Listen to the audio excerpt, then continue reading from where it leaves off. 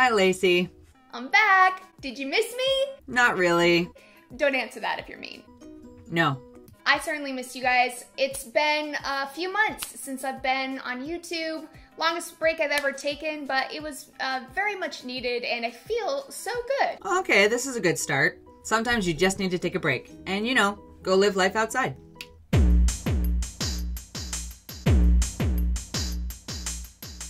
I think social media detox is very nice. Very nice. Very nice. Doing the OK hand sign now means you're a neo-Nazi. So I wanted to fill you all in on some stuff that's been going on since I've been on break. I haven't been completely removed from the internet. If you are active in the conversation about feminism and social justice warriors, Oh, I am. you may have noticed that I've been talking to and hanging out with some anti-feminist YouTubers. You have piqued my interest. This has apparently really confused people. There have been thousands of tweets and emails and people freaking out, like, what is going on? Is this real life? Why is this happening? After all, Laci Green, am the very pinnacle of a social justice warrior. Oh, yeah. My SJW-ness has been memeified with statements like, everything is problematic and there are more than two genders and America is racist. Yes, we get it. You're popular because you're a meme. I mean, it's kind of my goal to be a meme, but I don't know if it'll ever happen. But now, at pro-Trump rallies, I'm told by reliable sources, there's talk that I'm being red-pilled. Ooh. In the Matrix sense, not so much the pickup artist sense. I know Kung Fu. The red pill is a meme that refers to this realization that the world isn't nearly as simple as you thought it was. The question, of course, is what is the truth? What is the truth? And how bad do you want to know?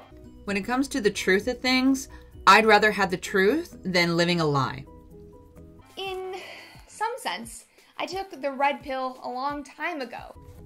Well, that's debatable. It's why I do what I do. My YouTube stuff has always been about the pursuit of forbidden knowledge. And while yes, I am a feminist, I wouldn't describe myself as the ideologue that people sometimes make me out to be. I feel that things tend to be messier than that. And frankly, that's the way I like it. Okay, you know, I can agree with you there. So, let's get messy.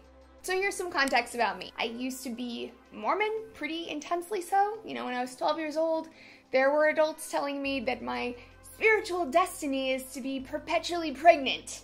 Cute, right? So, you were part of a cult. I'm also half Iranian. Funny enough, my grandparents were political rebels in their day, speaking truth to power during the revolution in 1979. It's actually pretty badass, and it makes me feel like rebellion runs in my blood. Yeah, I can understand this. I find that a lot of youth want to have something to fight against in order to find purpose in their life because, you know, they're young, they're inexperienced, they don't truly know the way life works yet because they're just young. Obviously, with you hearing tales of rebellion by your parents back in the good old day, you will want to feel some sort of connection with your parents. Of course, you would think that you're a rebel with a cause, but unfortunately, when it comes to the youth versus the older and wiser and thus more life experienced people, you know, your rebellion kind of falls flat. But as a teenager, I got a little bit lost in all of this, as you do. So my first YouTube channel that I started when I was 17 was about skepticism and philosophy. Then, when I was 19, I created a series called Sex Plus, which is dedicated to helping young people who, like me, had been told that their sexuality was bad or wrong, that they're less than because of their gender or sexual orientation, and so forth. I found her older channel in regards to talking about sex actually quite enlightening. She didn't seem all that crazy about the way she views things. So, you know, I'm glad that she started that channel in regards to help communicate to people about sex education. This, to me, is a good thing. So this is the type of stuff that forms the core of my feminism, which I would describe as intersectional, sex positive, and skeptical. Good choice. Skeptical, as in not easily convinced of stuff. Science is my rubric wherever possible because we're all prone to human error. Science isn't perfect, but it helps reduce those errors by a lot. Okay, you're doing pretty good so far. At the end of the day, we all have true beliefs and we all have false beliefs. Skepticism is about acknowledging that. And this is also called self-reflection. It's questioning even the seemingly unquestionable and being willing to adjust our beliefs as we get new information. In truth, I want to engage with criticism, but it's really hard to do online. There's a lot of hostility, things escalate super quickly, people don't really seem to be listening to each other, it's just a shit show. Yeah, and I think a lot of this this is the negative side of social media, is that when one person relates a story or a personal experience that is somewhat in the negative or something to do with a self-victimization situation, a lot of people will flock to that story and they will put in their perspectives and their joined experiences, but it gets so blown out of proportion that we start building mob mentalities. So when somebody, another person comes into that conversation and disagrees with that experience, that's when the feelings get thrown out and everything explodes up. So the one negative side of social media is the mob mentality that constructs itself based on people's emotions. So this is why I don't think everybody should be led by their emotions, but be led by their brains instead. So I went down the rabbit hole. She went down the hole of anti-SJW videos. And I found that some are pretty disrespectful. But that's not all the channels. I've recently found anti-SJW channels that are well-cited and reasoned, make some interesting points. Sometimes I'm like, yeah, I agree with that. Or, I didn't really think of that. Uh-oh. Watch out, Laci. I don't know if you realize this, but since you're being red-pilled and all, it's probably not going to go well with your feminist brethren. And sometimes I disagree, in which case, I still feel it's beneficial for me to listen and consider another perspective. It helps me learn. And it is okay to disagree. Too bad a lot of feminists don't realize that. So I decided to reach out to some. And, I was pleasantly surprised. People have been pretty kind to me. And, I'll be honest, I didn't really expect that. No judgment, no vitriol. I even feel like I have a really good connection with a couple of new friends. And those are great people, good debaters, because they try and keep things civil. I know that in the past for me, I would kind of make fun of you because of your ideas. Not so much you as a person, but I would question your ideas as illogical. Every time I heard the word Laci Green, I just thought to myself, she's a stupid bitch. I'm one of those people that will poke fun at you, but not necessarily make fun of you, as I am trying to tackle your subject matter, which is your ideas. But not everyone is so hunky-dory about it. Good friends of mine, feminists, have been a little bit skeptical of me. Or in your own words, literally everyone and everything is problematic. It's problematic. They express the opinion that talking to antis or problematic people is, not going to be worth the time, that it won't be fruitful, that I'm engaging with bigots and validating their perspectives. So automatically your feminist and SJW friends are assuming about your interaction with anti-feminists and anti-SJWs, sane people. I'm surrounded by idiots. They're also shutting down any chance of open dialogue and discussions between you, themselves, and these anti-feminist so-called bigots. So if you actually observe the characteristics of those people, the feminists and SJWs, they are the ones that are more likely to shut you down for no reason other than it challenges their way of thinking. That I'm offering a platform to bullies, things like that. While I can appreciate this perspective, I fundamentally disagree with it.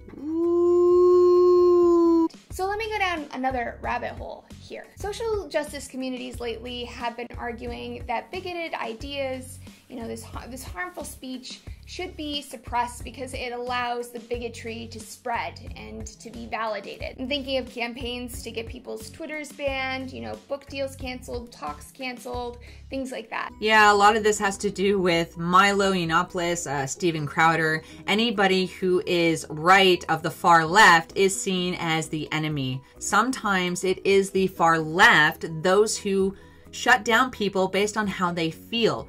They are the problem, but they will never see that. Ironically, this sounds very similar to the logic that is used by the right to censor sex ed. Yep, so the extreme far right versus the extreme far left. So a lot of people will find themselves centrist or just leaning between one or the other. There'll be a video in the future where I talk about my transition from liberal side over to the more conservative side. Information about sex has been deemed too harmful to hear. It'll encourage immoral behavior and speed social decay.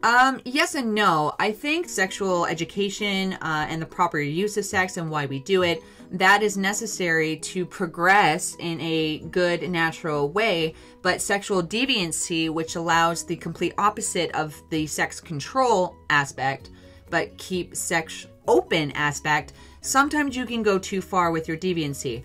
I've been finding this a lot with the gay community, where pride parades to me is just being sexually deviant and not really sexually educating. I'm actually turned off from pride parade for this very reason. Two sides of the same coin. The question is, what counts as harm? To some, harm is a problematic opinion. Harm is hate speech. Harm is inciting violence. Actually, that'd be a good video for the future.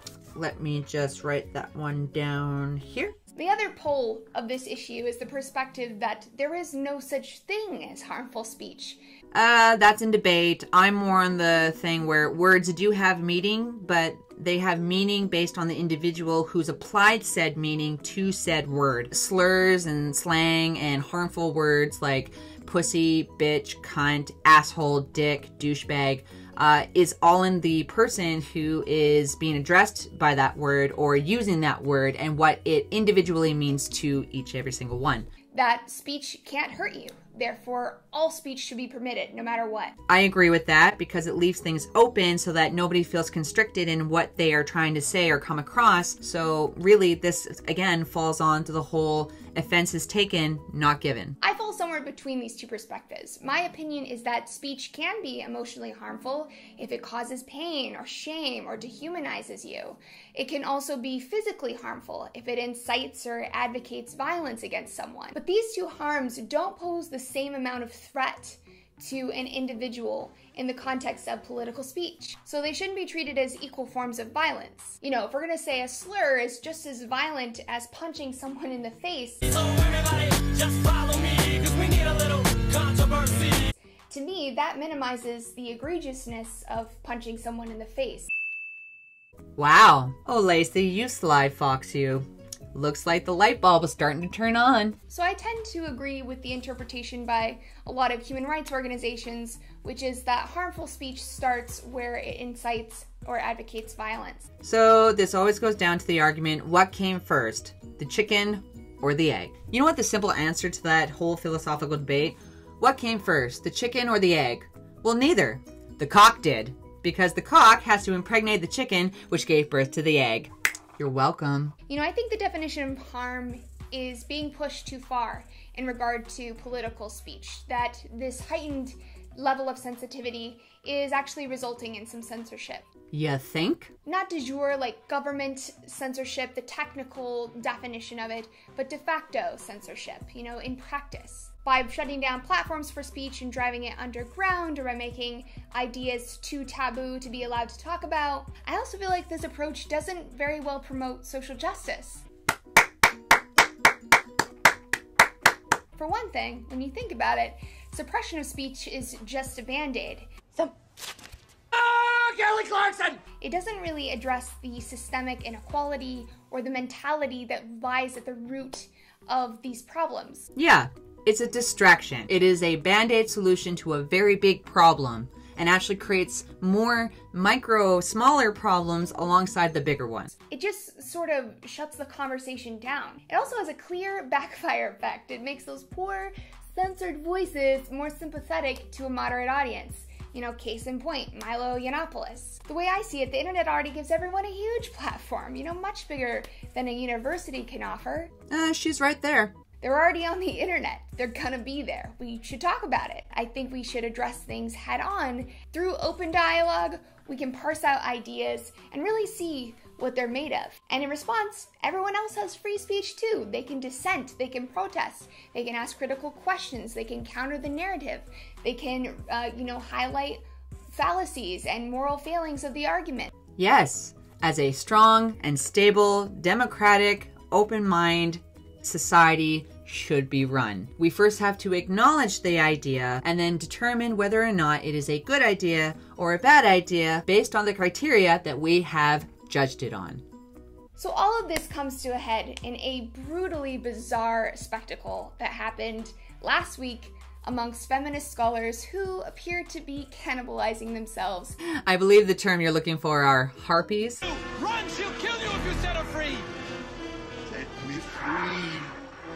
We are sisters, you and I. No! You never could have freed yourselves alone! I held you!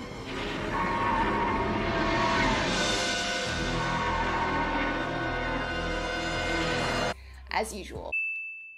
It all started with a feminist philosopher's publication in the philosophy journal Hypatia about transracialism. Transracialism is not real because race, or the color of one's skin, is based on a biological sense. So if we are to go via the feminist and social justice warrior argument that gender is 100% socially constructed and separate from sex, race is a biological thing and thus not a social construct. Therefore, that cannot exist. So in the paper, she examines arguments that are used for transgender equality and basically finds that that logic can be applied to race as well. She highlights some of the logical inconsistencies and weaknesses in the arguments that are used against someone like Rachel Dolezal. Yeah, that loony bin. Are you an African-American woman?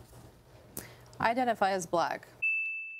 It's a controversial topic and a controversial conclusion. And, she may well have some things wrong. The fact that she did it in a very educational approach by writing a paper and a thesis to come up with this idea of transracialism, now she is putting herself out there in order for smart individual people, university level intellectuals, even the public to criticize her work and her claim about transracialism. So now that the paper is on the conveyor belt, it's got to go down and be read by those individual people to see if whether or not it is a good idea or a bad idea. But instead of refuting her arguments on their logical merits, the academics penned an open letter claiming that the paper needs to be revoked, citing its various harms, including, using the wrong word, degrading trans people by comparing them to Dolezal, and having read the paper, the accusations that are made in this open letter are a complete misrepresentation of her argument to an extreme degree, which really makes this whole ordeal all the more troubling. Yeah, and that's how feminists generally act. When they don't like something that goes against their worldview, they will do everything to shut it down. They don't read the paper, they don't watch the documentary, they don't listen to the other side of the conversation, they won't empathize or sympathize with those from the other side who are trying to have this dialogue. They will shut you down. It's a stereotype, and yes, I'm overgeneralizing here because not all feminists are like that, but this is a typical pattern by most feminists in a state of power.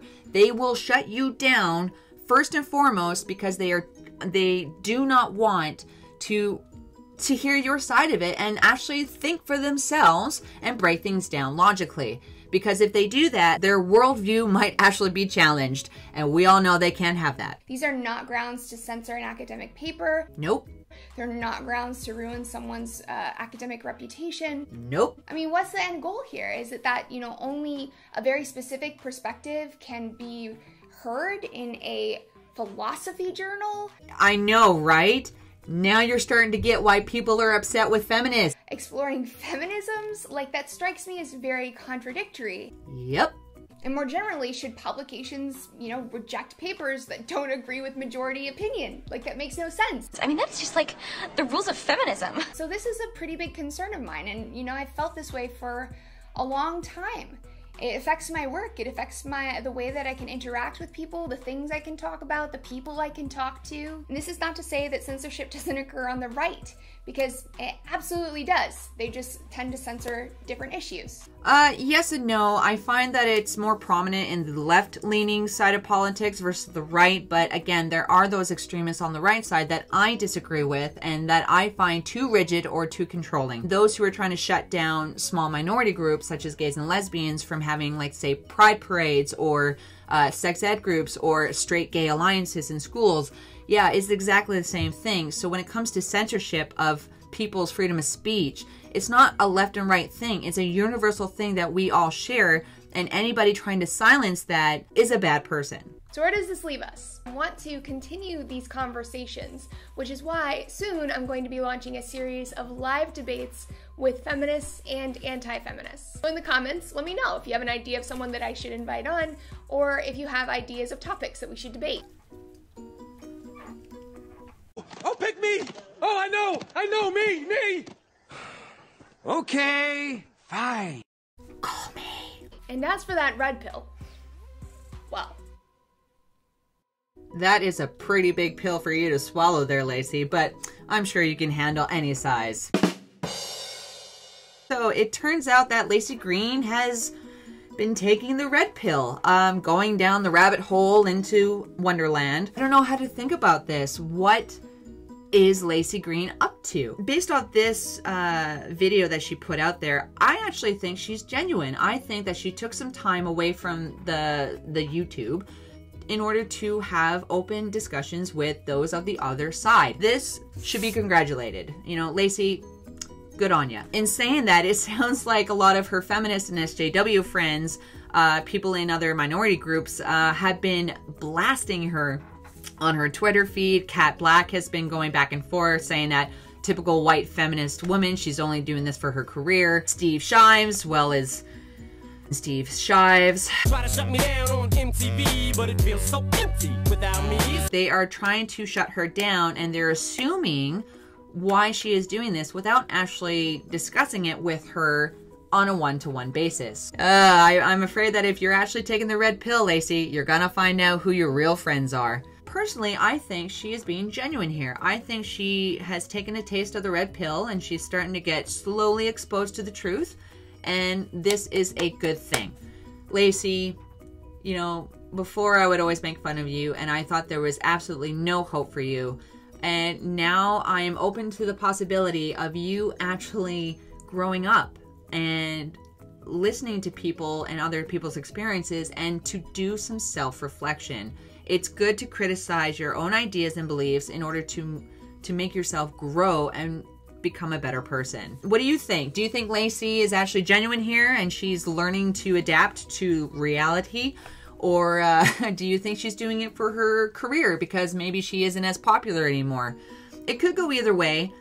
I lean more on the fact that she's being genuine, but we'll see how that goes with her live stream videos and any other video that she has that either is for her feminist narrative or goes against it. So until then, guys, take care of one another. See ya.